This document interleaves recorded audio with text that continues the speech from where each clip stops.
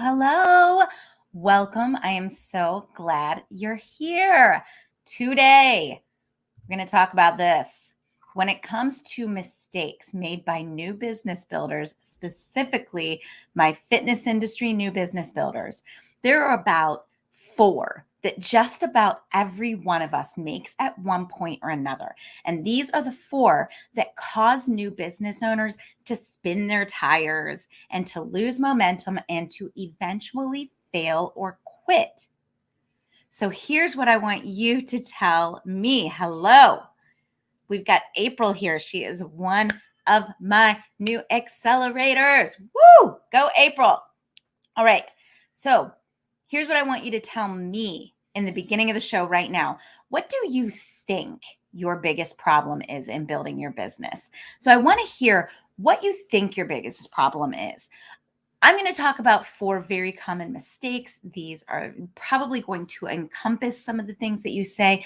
But as we get started, tell me, what do you think your biggest problem is when it comes to starting or building your business?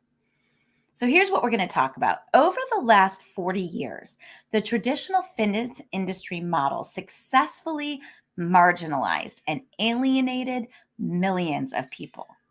Not on purpose, but here's what happened. The modern fitness industry came into being in the 70s and 80s. And back then, in-person gyms were all beautiful and dramatic. And there was all this, scenification that went along with being part of a gym. Some were like heavy duty weightlifting kind of gyms. Some were more like aerobics, all about the beautiful instructors and the music. Anyways, beauty, drama goes along with being an in-person facility. These facilities were created to serve anybody and everybody that they could serve. And so what happened is that the fitness industry went out and marketed what they thought everybody wanted. They marketed youth, beauty, and six-pack abs to everyone as fitness. Then, as time went on, at-home fitness started happening, right? That was the Jane Fonda stuff. That was every celebrity having to have a workout video. So at-home fitness taught by gorgeous celebrities and superstar instructors were the next thing that came along. So if you remember when, I'm going to date myself here. Do you remember when the video store had an exercise video section? So every celebrity had to have a fitness video, and every gorgeous superstar instructor was out there. I interviewed Tammy Lee Webb recently. I just uploaded her episode to my podcast, and I interviewed her live in December. So anyways, gorgeous superstar instructors. The fitness offerings were heavily skewed to those who were already in shape. And the concept of fitness became intertwined with beauty and with youth. This is why your Aunt Betty is telling you she will not go to the gym until after she loses 15 pounds. People got intimidated, and that's how millions were marginalized. On top of the people who don't feel beautiful enough or youthful enough, there are the people who have special conditions and immune deficiencies and all of the gamut. There are lots and lots of people who are not being served by the traditional fitness industry model. So here's the thing. Fitness is not all about beauty or youth or six-pack abs. We have so much more to offer. Fitness is measured on a continuum, not on a scale, meaning that what we offer can be quantified by each individual client or participant. As fitness pros, all of us, you hear Stella is coming in. Y'all might think I have a zoo going on over here. We've always got Bad Doggy in the background barking, and then Stella likes to barge in and get really vocal during the show. I have 3 pets. We've got Walter, who's our big dog. We've got Bella, who's a little Maltipoo. She's Bad Doggy, that you hear me calling Bad Doggy all the time. And then we've got Stella, who is a Burmese kitty cat. And she is very vocal because Burmese are very vocal. So I apologize for the zoo-like sounds in my house. That's all the pets we've got. Let me get back to the subject at hand here. As fitness professionals, we each come with our own authenticity, passion, which is your passion plus your personality. And we each have the opportunity to serve fitness to the masses and to specific audiences in a new way. Because right now, with the onset of online um, offerings, we have the unique opportunity to serve the exact people we want to work with in the best way, in a way that is more personal, in a way that seeks to serve clients who are eager to participate in the programs that we offer. Let me know if this is resonating with you. If you have thought about serving your program directly to consumers so that you can serve them, then you are starting a business. So before you start serving direct to consumer, I want to talk about the biggest mistakes fitness professionals make when starting an online fitness business or a direct to consumer fitness business in any way. It does not have to be online. I want you to avoid making these mistakes so that you can get away from the gym if that's what you want to do, so that you can serve the clients that you love and so that you can make a real living doing it. So before we go any further, let me say this. This is the Fit Pros Business Show for professional fitness and health coaches. I'm Kelly Coulter. I've been a fitness instructor as well as an online marketing geek since the 90s. I've helped thousands of fit pros bootstrap their businesses quickly without all the drama while creating a profit from day one. I'm teaching you step by step how to get your clients first, get your first clients, get your next clients so that you can build a massively profitable business doing what you love. Because as pros, we all have a unique mix of experiences, expertise, and personality that makes us perfect to serve a specific audience. It's my job to help you find and serve that audience so that you can step away from the gym, serve the clients that you love, and make a real living doing it. So are you ready to make a real impact in the lives of others while creating the life you dream of for yourself and your family? Let's get started. All right. Before we get too far into this, I want to give you one quick housekeeping note, and that is this. Last week, I started uploading the audio from the Fit Pros show, from the Fit Pros business show, to Apple, Spotify, and Google Podcasts. So what that means is that, yes, you can now find this show as a podcast. Apple, Spotify, and Google Podcasts. Search for the Fit Pros Business Show. And also, yes, this means that the audio that you are hearing, if you're listening to this as a podcast, was originally recorded as a live session on Facebook. So if you're listening to the podcast, you hear me refer to a comment or a question sent in real time to me during the recording. Don't let that throw you off. I want you to get this information because what I am serving up here today is pure gold, and you are going to get so much out of it. All right. So let's get to it, y'all. Before we go, let me see if there are any comments that I need to address here. So April's saying my biggest issue is that I don't have an offer. Oh, we got you, girlfriend. I have all kinds of ideas based on the meetings we've already had. I think about it and I research it and I make a plan, but I struggle to actually get my offer out there. Start by starting is one of the hardest things that we do. And also intimidated by those other coaches. Yes, yes, yes. All right. So let's get to it, y'all. Today, we're not going to talk specifically about your offer. We're going to talk about some things that people do that they either do because they're stalling on making their first offer or that they're doing because Yeah, they're stalling and they're afraid. A lot of these mistakes are based around fear based decision making. And that is something that plagues every single one of us. So let's get to number one. There are going to be four major bullet points here if you're taking notes. The first one is this: we all make the mistake of listening to or being sold on the idea of making a huge investment in either time or money before we go out and serve our paid customers. All right, so hear me out. I see it every time I teach the business kickstart. People will leave the business kickstart. They will hear what I had to say. They will say, okay, I'm going to start by starting and I'm going to create my offer and I'm going to go grab those clients.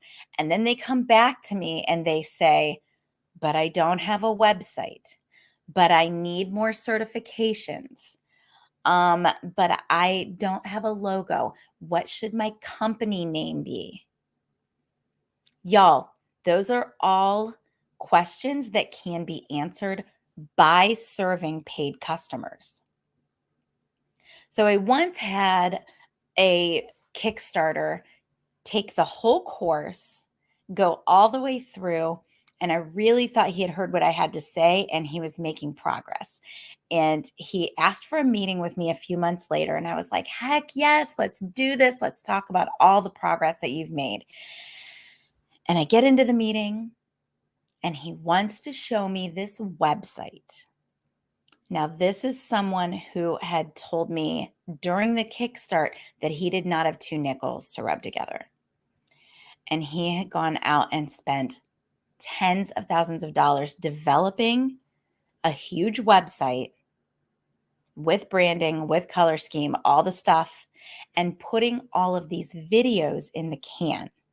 So he had spent hours and weeks of his life creating videos, and also in the meantime had invested, I don't know if he got a second mortgage or what, but invested all of this money into a website. And I was like, wow, this is gorgeous. And it was a gorgeous website, super professional, easy to use, all the things. How many customers do you have? Y'all, zero. Still had zero customers, had not started serving clients, and was coming to me now in an emergency situation because he was in a panic because he still had no customers. This is a huge one. We all do this. We get sold on the idea that you have to have a funnel with a lead magnet and an evergreen product, and that that's supposed to lead into a higher end offer and lead. When the fact is, all of these things that you can develop are never going to work if you are not already serving paying clients. And here's why. If you are creating a lead magnet, if you're creating branding, if you're creating a website without serving paid clients, you are developing your product in a vacuum. You don't have the voice of the actual people that want to use your product in your ear. So you're developing this product and you're making this huge investment without ever knowing if it's actually going to sell. You don't know for sure that you are even solving the problem that your people have because you're not in contact with them. I know it's hard to swallow, but the fact is, you have got to start by starting. And you start by starting by going to the people that you would like to be serving and making an offer. All right, so that is bullet point number one. I want you to avoid making a huge investment with your time or with your money before serving paid customers. I want you to get out there and make a direct offer to paying customers. And I want you to start coaching them first. Step number one. All right, how's that landing with you guys?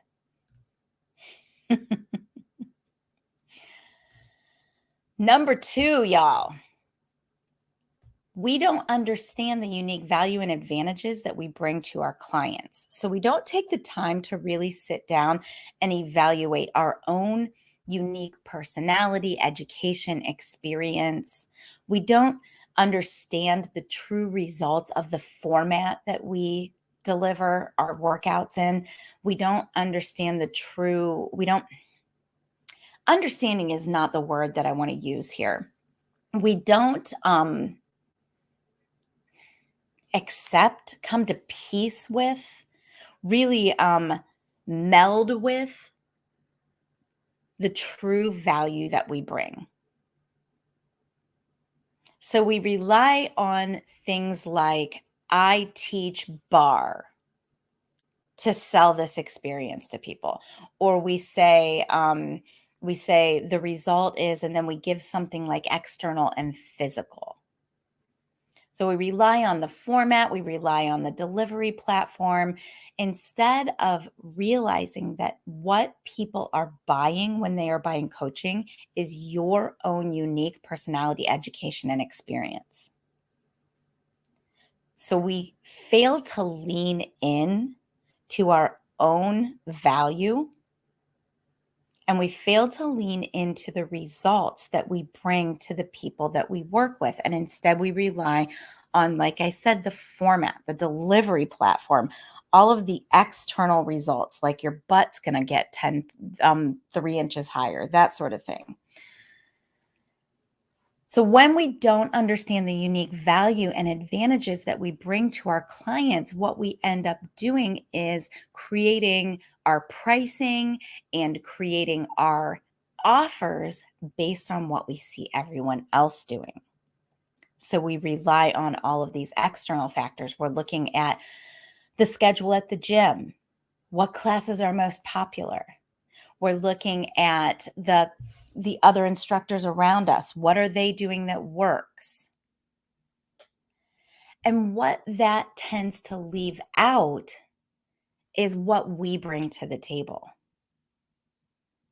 Your people are going to buy from you for one reason and one reason only, and that is their connection and their trust in you. It has zero to do with your background. It has zero to do with your video quality. It has zero to do with your equipment. It has zero to do with the format that you teach. Okay, it might have a little bit to do with the format that you teach. But what they really want is access to you. They want information from you. They want you, and what you bring to the table. So, not understanding the unique value and advantages that you bring to your clients is that mistake number 2. You have to really dig in on what it is that you bring to the table and why they want to work with you.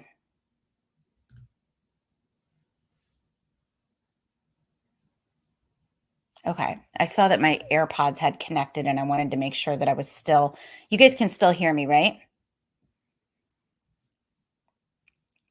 All right, mistake number 3. Let me know if you can't hear me. If you can't hear me, let me know.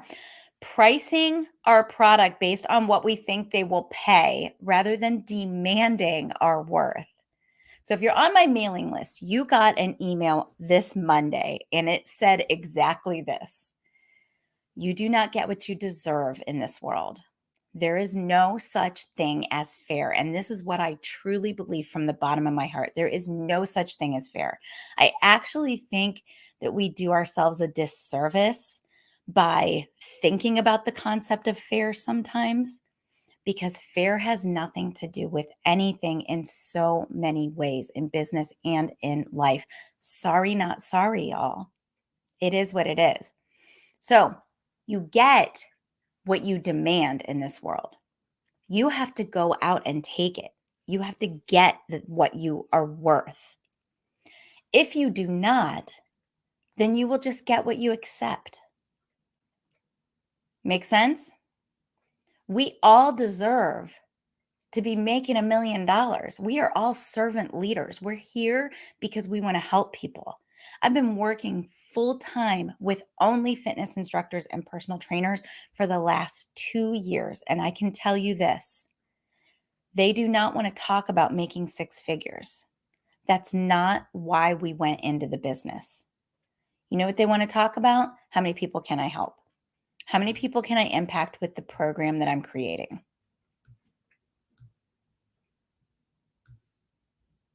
Make sense? So, what that means, I lost my place in my notes here.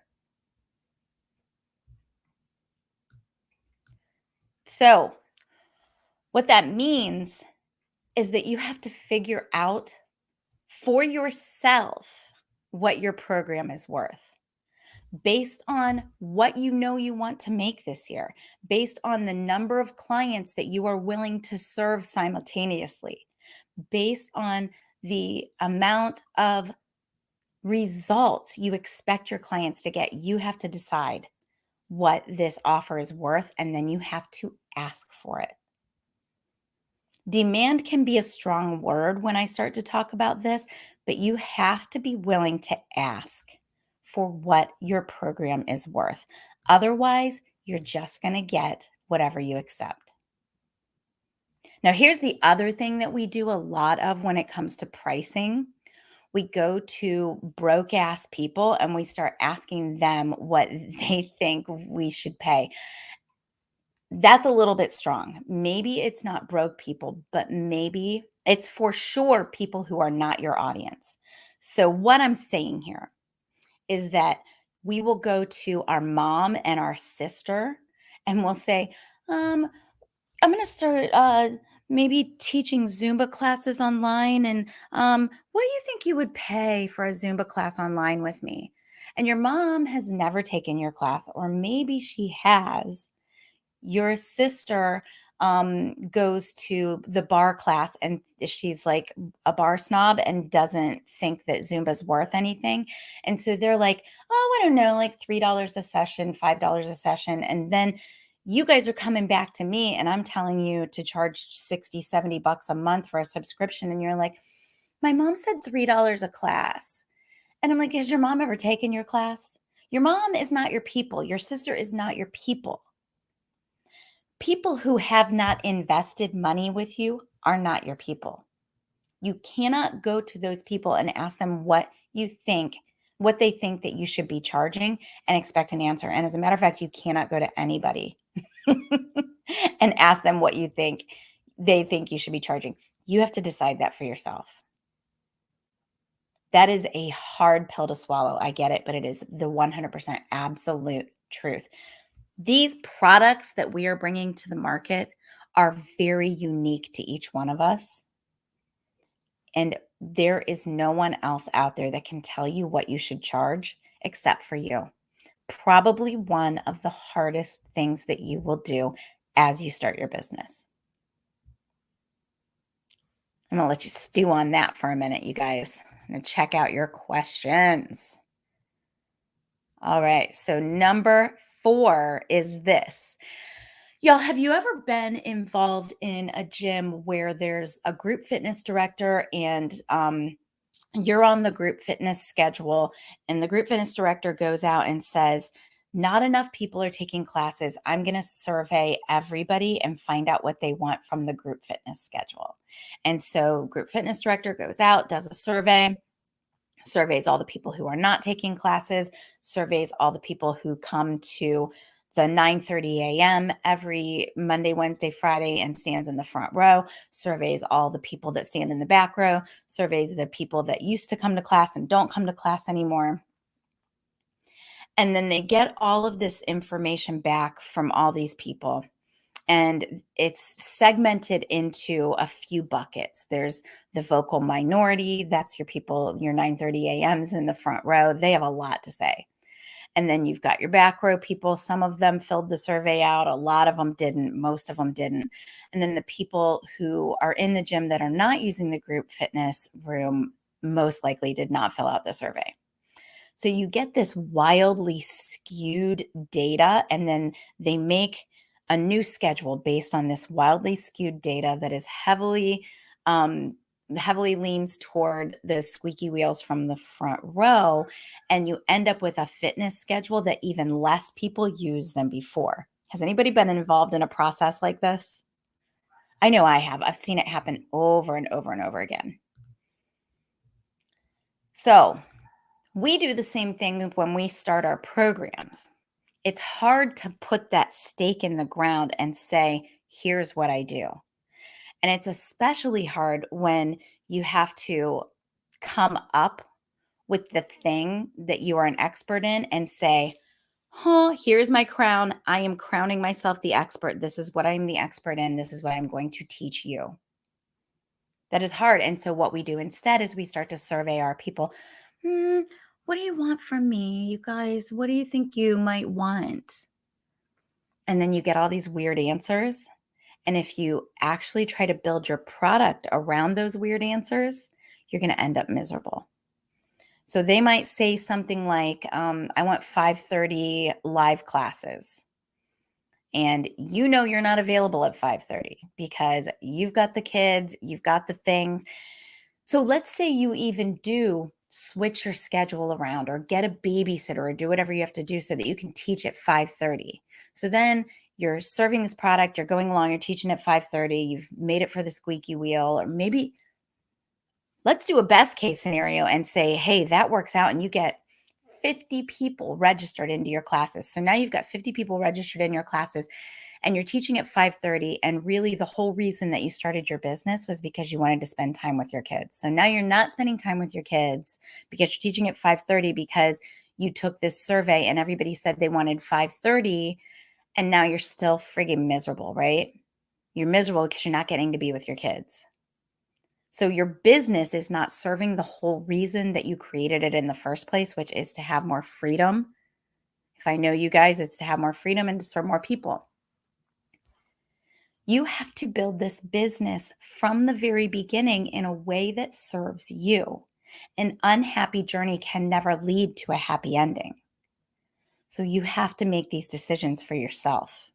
You have to build your product and your schedule around what works for you, what you want to be doing, what you are the expert wearing the crown in, and not what other people tell you that they want. Those are the 4 biggest mistakes, y'all.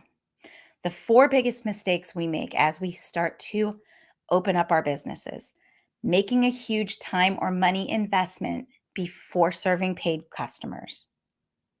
Number 2, not understanding the unique value and advantages that you bring to your clients. And so instead relying on comparison and commoditization.